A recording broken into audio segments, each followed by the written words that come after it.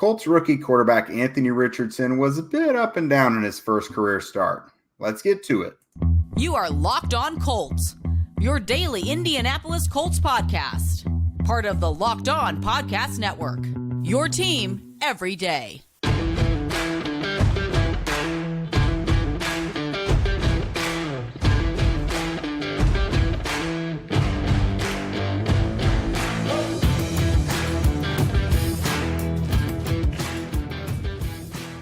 Hello. Thanks for tuning in and making us your first listen since the Colts game. This is your daily podcast covering your Indianapolis Colts, part of the Locked On Podcast Network, your team every day. And today's show is brought to you by LinkedIn Jobs, which helps you find the right qualified candidates that you want to talk to faster. Just post your job for free at linkedin.com/LockedOnNFL. That's linkedin.com/LockedOnNFL to post your job for free. Terms and conditions apply. Welcome to the show. I am Jake Arthur, joined by the beautiful, incomparable Zach Hicks, back in his home territory. It's sad and solemn here with you gone from the house, Zach. Yeah, I bet your kid is probably crying constantly. She was upset last night or 2 nights ago, I guess, whenever it was. She was bummed when Zach said goodbye. It's true. She was. She went around the corner and put her head against the wall, and it was sad. But Don't worry, Uncle Zach will be back out there for the combine. No worries at all. There you go. Well, for anyone else who is upset by preseason results, the Colts did lose 23-19 today to the Buffalo Bills in the preseason opener. But we here don't really care about preseason outcomes. We just want to watch the players specifically. And of course, that means we're going to talk all about Anthony Richardson. We're going to talk, about the Colts offense as a whole, Colts defense. As long as you guys are digging it, this is going to kind of be our formula for every post-game show, bringing it to you live, talking Richardson, and then offense and defense. Because at the end of the day, Richardson is kind of the straw that stirs the drink for the whole season, really. So we'll just dive right into it. 7 of 12 for 67 yards and an interception today, Zach. What did you think? Because this was not a good box score scouting game for Richardson by any means. I think this debut game for him was kind of everything that we should have expected coming into the day. Everything that if you were watching camp, if you watched him in college, you're thinking, okay, this is how he would look in his first time taking the NFL field. He looked a little erratic. He looked a little jittery. There were some high passes in there, but you could see the immense talent, especially on a certain couple of plays there. He had a run around the outside for like a 5-yard gain where he stiff-armed the outside defender, made a little juke move, and fell up forward for the 5-yard gain on a read option run. He had that beautiful deep pass to Alec that Pierce just could not bring in. Fortunately, there's still real games we played after this, so hopefully Pierce can get him back for that one. But that's a play you want to see Pierce obviously come down with.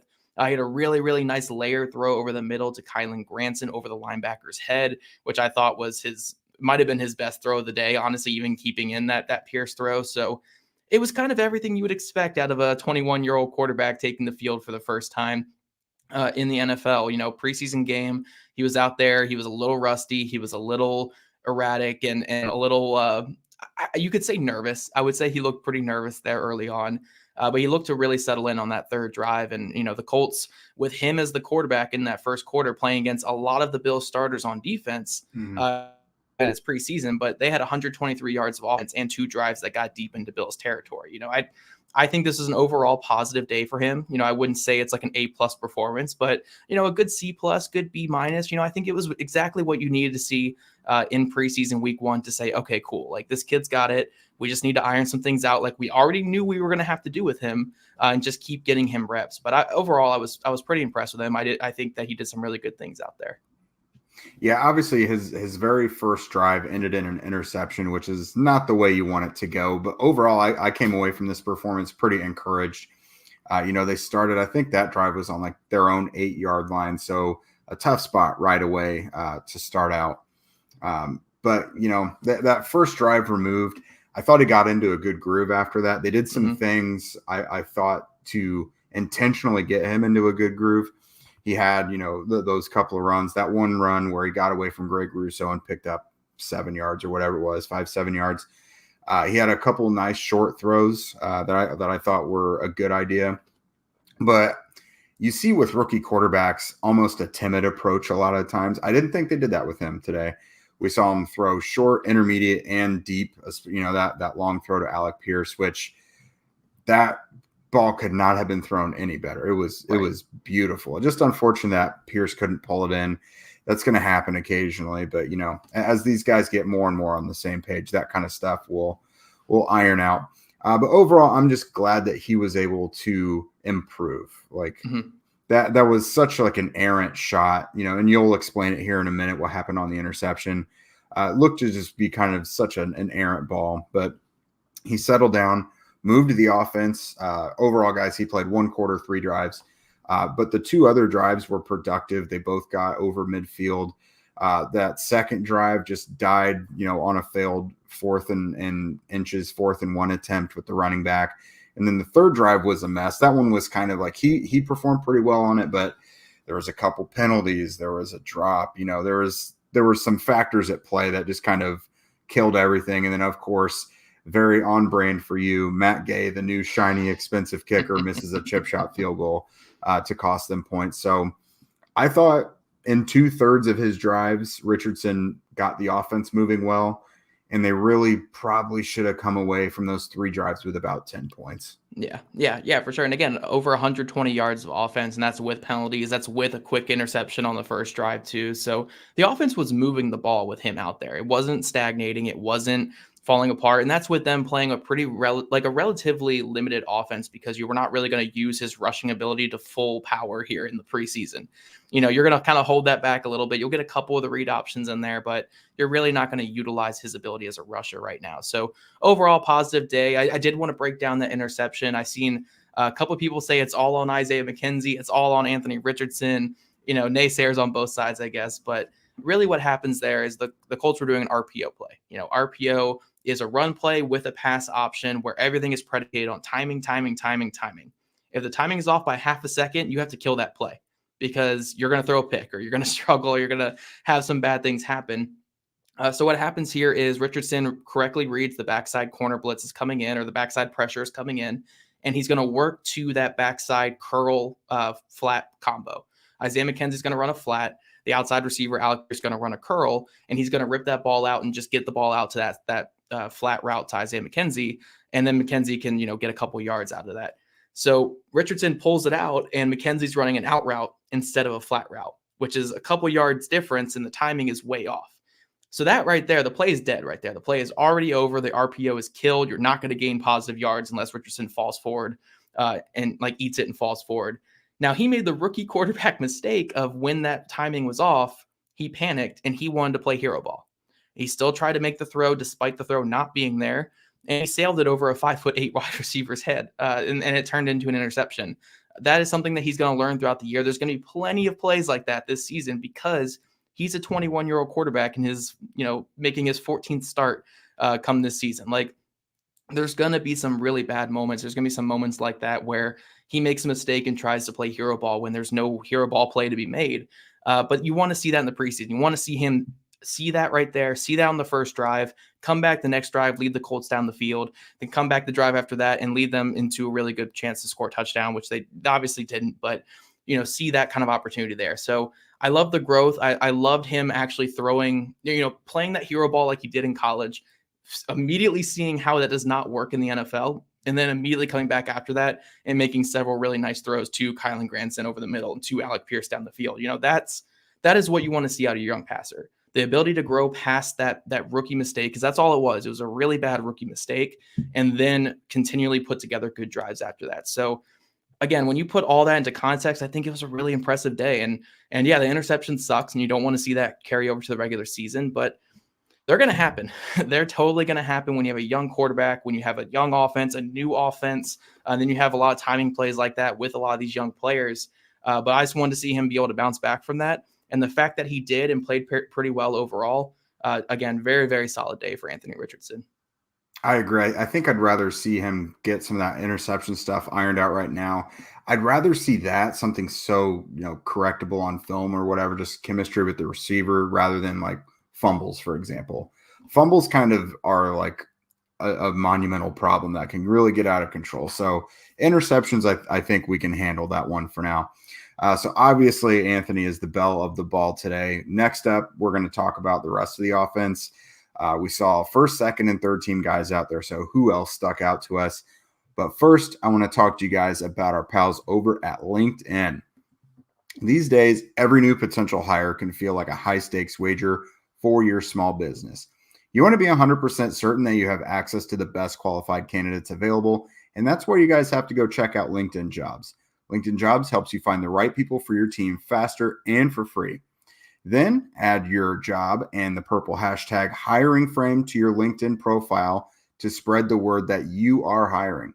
Simple tools like screening questions make it easy to focus on candidates with just the right skills and experience so that you can quickly prioritize who you'd like to interview and ultimately hire. It's why small businesses rate LinkedIn Jobs #1 in delivering quality hires versus the leading competitors. LinkedIn Jobs helps you find qualified candidates that you want to talk to faster, period. Just post your job for free at linkedin.com/lockedonnfl. That's linkedin.com/lockedonnfl to post your job for free. Terms and conditions apply. And Everydayers, we'll be back all next week talking Colts training camp. I'll go back to the host role. Jake will obviously be our boots on the ground there covering, I believe it's the Bears and Colts joint practice next week, right, Jake? It is Wednesday and Thursday night practices. It doesn't get any better than that. Ending training camp with 2 night practices. Come on. Yeah, and then Everydayers, we'll be back live streaming about those practices right after they happen. So make sure you're hitting that subscribe button there on the Locked On Colts YouTube channel to join the conversation. All right, jumping into segment 2, I think the biggest offensive playmaker that we have to talk about in this show, besides Anthony Richardson, is the running back. And the running back that started today's day was Deon Jackson. Deon Jackson, former undrafted free agent, got a little bit of run last year, played really well in that limited time, and then kind of got usurped by Zach Moss late in the season. But Deon Jackson today, he looked like the perfect fit with Anthony Richardson. I absolutely love his fit. I mean, I kind of talked about this throughout the last couple of weeks, but Deon Jackson is at his best when he's just running downhill and running straight. That's all. That is really, really where he's at his best. Just run downhill, run straight, hit that hole with that 4.3 speed that he has and that 220-pound frame or 215-pound frame, whatever it is, and just get those positive yards. And when you have a quarterback like Anthony Richardson, where he's going to draw the outside defenders around, get a lot of extra holes up the middle because he's so athletic, you're going to get days like this with Deon Jackson, where 6 rushes for 35 yards, looked extremely fast out there, did a lot of good things. I thought Deon Jackson was one of the stars of this game, Jake. Totally agree. And it was a pleasant surprise that he was even out there because he missed the last couple practices with an injury. So it was great to see him out there. Kenyon Drake also out there. But a mental note that I made about this whole thing was just looking at the first team offense, Shane Steichen schematically what he's doing with the run game, but also Anthony Richardson's impact on these running backs. He's got to keep the defense honest, and that causes bigger holes to open. I thought the offensive line did a nice job at picking up blocks while, in motion and moving around. Maybe not the whole offensive line did things perfectly today. But overall, I saw plenty I liked there. Deon Jackson, really good, almost 6 yards a carry pretty much. Had that nice one where he was kind of wrapped up by 1 or 2 guys and broke it up the middle for a longer gain. So really nice play from him. Tight end 1, de facto tight end 1 from training camp, Kylen Granson, had a nice catch for 20 yards over the middle from Richardson. That was a nice one because, it's just validating for him. Jelani Woods has been out. Mo Alley Cox has been out. Drew Ogletree has since been out as well. So Kylen Granson has been the Colts' best tight end throughout camp, and he had another big play with Anthony Richardson today. So really encouraging from him. He's always open, man. Kylen Granson, even the one where him and Richardson were just off on their timing, it looked like Kylen Granson was supposed to kind of break out or Richardson expecting him to hit that curl and then kind of fade out a little bit. Richardson kind of threw it out towards the sideline where Granson didn't really move that way. So it just ended up being an incomplete pass on something that should have been an easy completion. But again, he's just always open. And that's such a great player to have for a young quarterback, because even if Richardson's going to miss him every now and then, you're going to get those big explosive plays like they had today, where he's able to layer that pass over the linebackers right to Granson, and Granson's able to turn upfield for a 20-yard gain. So Yeah, I thought Kylen Granson looked really solid in this game, and I'm excited to see more of him. I think him and Richardson is a really good combo. And again, that's the type of player that you really want for a young quarterback. Yeah, I think that about puts a bow on it for the first team guys, but second and third units, what were your general thoughts? Because I think you kind of have to look at the offensive line for starters. Gardner Minshew comes out, gets eaten up for sacks in his first 2 consecutive plays. The offensive line in general, the backups, not great. Yeah, I mean, I will say this about offensive line play just in general. If you're finding any team out there that has a good second unit of offensive linemen, they might be your Super Bowl champions because it's just like offensive linemen are just such a supreme value in the league right now because there's not many good ones. Like there really isn't many good ones. Like if we're going to talk about the starting offensive line today, the starting offensive line wasn't amazing, but they did kind of look like the 2021-ish versions of themselves where it's like, okay, they're giving up some pressure, but they're at least in the run game, they're just moving guys. They're getting guys out of the hole. Like Will Fries and Bernard Ryman, Blake Freeland, they didn't look phenomenal in this game, but they were moving dudes in the run game, which was great. That's again, they could be Mark Glowinski and Eric Fisher and all that when they're in there. That's perfectly fine. Maybe a little bit better, but that's fine. But going to the backups, the backups in particular did struggle. Blake Freeland had the most up and down game I've ever seen. Right. There was some reps where it was great, other reps where it's like there is zero leverage from the 6'8" right tackle, so he's just getting driven back and getting killed outside.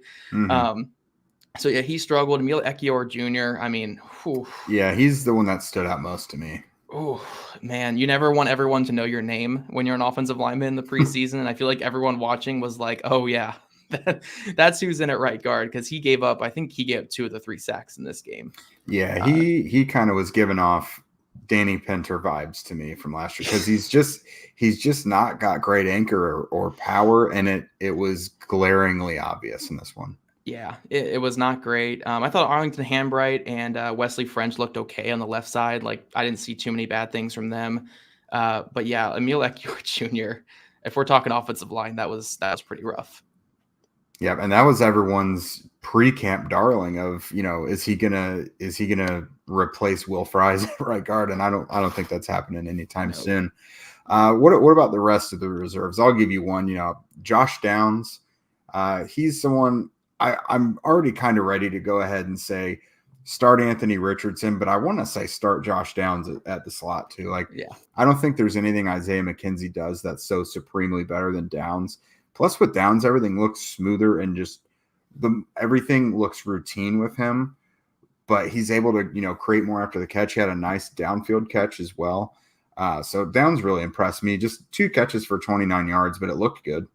Yeah, there was 2 other receivers I wanted to make note of here. Mike Strawn, obviously. I mean, it's preseason, so duh. Mike Strawn is going to impress us. He had that really, really nice 18-yard catch. But I do think it was the most Mike Strawn play ever where he just couldn't get off the line whatsoever.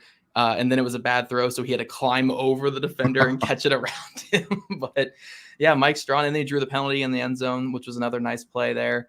And then another guy, I don't have his numbers down here because he started making all his plays late and we were already prepared for the show. But Malik Turner had a lot of nice catches late in the game. I think he had 4 for about 45 was. Yeah.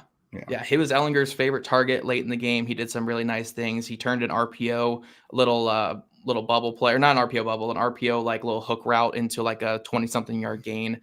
So yeah, Malik Turner, I think of all the bottom of the roster receivers, like below Mike Strawn, was the guy who really stepped up in this game. So maybe he can get himself, a practice squad thing out of this. Like I thought he looked pretty good out there. Yeah, I have no issues with that. I thought, these bottom of the roster guys, you're looking for someone to step up a bit. Rashad Perriman has an obvious reason to do so, Vincent Smith. So it's good to see someone in a game setting actually do it. So here, guys, in a minute, we're going to go ahead and talk about the defensive side of the ball. There were some standouts today. Obviously, this is going to be where Zach's bread is buttered, so we'll talk about that here in a second. All right, Zach. So we have to start with the most obvious defensive standout. Grant Stewart was everywhere. Oh my gosh! Just like Greg Rakestraw and Rick Venturi were talking about. You see the hair, and it's by the ball, man. Oh yeah, I will say this about Grant Stewart. Obviously, we can talk about what he did on defense, which I thought was really, really good on defense, but I think his absolute best play of the game was, I want to say it was the very first punt the Colts When had. So Rigo bombed it and he yeah. strung the guy. Oh Yep, my that was gosh, a he was the great play. first one down there. He dives for the guy. First he pinches the guy to the sideline like you're supposed to do as the first man up. And then he dives with his one hand, hits the back heel, gets the heels to click together, and has the guy fall down for like a 2-yard return on like a 65-yard punt. That is your special teams ace right there. Mm-hmm. I mean, he could sit out the rest of the preseason after that, and he would make the team, because right there, that's what you need out of your depth linebacker. That is a special teams ace. Mm-hmm. But then when you go to defense, he's lighting dudes up. He forced the fumble. I know he didn't get charted as forcing the fumble, but he definitely forced that fumble later in the game. He had a lot of tackles. 12. If you're 12 tackles. If you're looking for the best of the reserve players that got out there today, like, it was Grant Stewart. It was Grant Stewart. And I know some people would laugh at that, some people that I know, but like, Grant Stewart, man, that guy flies around. Beast. And Yeah, he's scary, man. He's scary. Yeah, I know the Colts are looking for a backup Mike, and I don't know that I would want him there, but as your backup Sam Otto, I'm here for it. Yeah, no, he was really fun to watch out there. So he's the obvious standout on this defense. But another player who's kind of more rotational guy who's trying to fight his way for snaps, Khalid Kareem. Khalid Nice Kareem day. was smoking dudes off the edge. Yeah. He played really well. He had a sack, 2 tackles for a loss. He looked like he was getting a lot of pressure out there. Of all the rotational defensive ends that we like, the guys that are in that battle to make that last roster spot, I thought he looked the best out of all of them today. Yeah, Al-Qadim Muhammad should have had 2 sacks. He had the one where completely unblocked, and you could see with his long strides he was not going to give it up again. But on the first one, he beat the left tackle around the edge and got to the quarterback, but just could not keep him down, and whatever. But it was a good day for those rotational guys. Dio with the sack as well for like a 10-yard loss. Yep. So good day for those non-starting defensive linemen, guys who will probably be on the roster. But it was also a nice day for some guys involved in this cornerback battle. Yeah. Darius Rush had a nice pick 6 off of a tip pass from the receiver, took it 52 yards to the house, outracing the quarterback. So that was nice, because that's what we've been waiting for in training camp. He had like 4 picks in the spring, and he was a very clear playmaker, but we haven't had those big plays from him yet in the summer. So that was a really good way for him to set himself apart. Yeah, I think all the young corners really did some good things out there today. Like, Darius Rush obviously capitalized on that pick. He did give up the touchdown to Des Patman later. I think that was him in coverage. I got to rewatch the film on that one. I think I saw him there, but I don't really know exactly what the coverage was. But he had the pick 6, which is obviously great. That's the most important thing in football, is getting those turnovers now when you're playing defense. Darrell Baker Jr. had a phenomenal pass breakup that should have been a pick, but he just completely locked down that slant. He pressed him really well, pinched him short on that slant, and then played through contact and nearly came with the interception. I thought Dallas Flowers played pretty well. I mean, he was only out there for like 2 series. And then also Jalen Jones. I mean, the one catch he allowed, I thought it was perfect coverage. It was just the ball was thrown in a spot where there was no way he could get it, but he still made the tackle on the play. So I thought a lot of these young guys that we actually are supposed to care about, like, played really well. Like, it was just the guys after that were getting destroyed. The Kevin Tolliver. Oh yeah, the secondary in the fourth quarter was just atrocious. It was bad. Yeah, Kevin Tolliver, Maddox at safety. Those two were having a really, really tough time out there today. Yeah, absolutely. Shoot, was there anyone else on defense that stood out to you? I think we got a few minutes to fill with some interaction here. Yeah, we might do some questions here and stuff like that here in a second. But no, I think overall on defense, again, just seeing Shaq out there, Shaq Leonard, was really great to see. Definitely in a game, because I mean, we've seen his usage ramp up in practice and everything. Didn't know if he'd even play in the preseason at all, but there he is out there in a game setting where the biggest hits happen, and he was allowed to be out there. So that was really encouraging. Yeah, that looked good. Juju Brents. Sorry, Juju Brents. There's a lot of Darius's on this team. Right. Juju Brents. There were a couple of catches that he gave up, but I think when I'm able to show you guys on film, I think it won't be as bad as what it looks. It looks like it was a lot of cover 3 bail technique. Guy coming over the middle on dig routes, and you want that hook linebacker to get out there a little bit sooner. So I didn't think he looked bad whatsoever. It's just he didn't really get much in press coverage or really up there in coverage too much. Yeah, I mean, Tolliver and Maddox had really bad days, like really, really bad days. Our boy Saguna Luby left early with a concussion, unfortunately, and he got really, really toasted on that rub route on the outside. Really, really bad. The problem is with that. So for that play, I think you guys were watching in the third quarter. You remember it was a little like out and up or whatever. It was a rub route. It was a post, and then the guy's doing the out and up around the outside. And Saguna Luby had the choice of either going under it and sticking on the man or going over it and then coming back over the top to stay on top of that route. The problem is he didn't really decide when the play happened. He was like, oh, I'm going to go under. And then halfway through going under, he wanted to go over. And by then it was a touchdown. That's the kind of things I think Gus Bradley was alluding to a couple weeks ago when they said he kind of has trouble diagnosing what's going on. I think that's pretty good example of that. Yeah, I mean, he looked good on special teams. He's flying around, made a nice couple tackles in the run game. But, yeah, you could kind of see what Gus was saying with that play there, where it's like you got to go over or you got to go under, which under would have been a tough play too. But you probably got to go over on that one there. That one.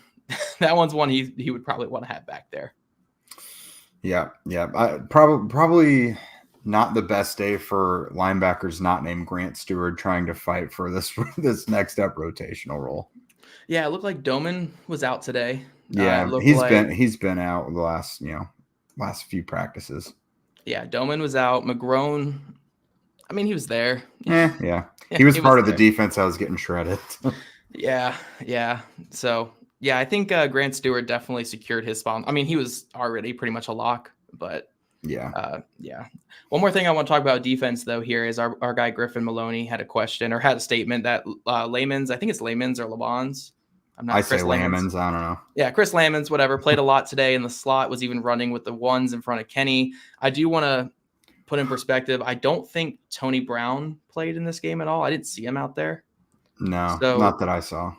So that was their third string slot corner playing with the ones is all it was. I don't think it was like we like this guy a lot. It's like we don't have any other slot corners. Yeah, so. No, he's been the third team slot behind Kenny and Tony Brown.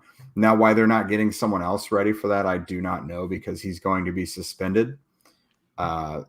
He's getting a lot of work lately with the first unit, like this week in practice. I don't get it. They do.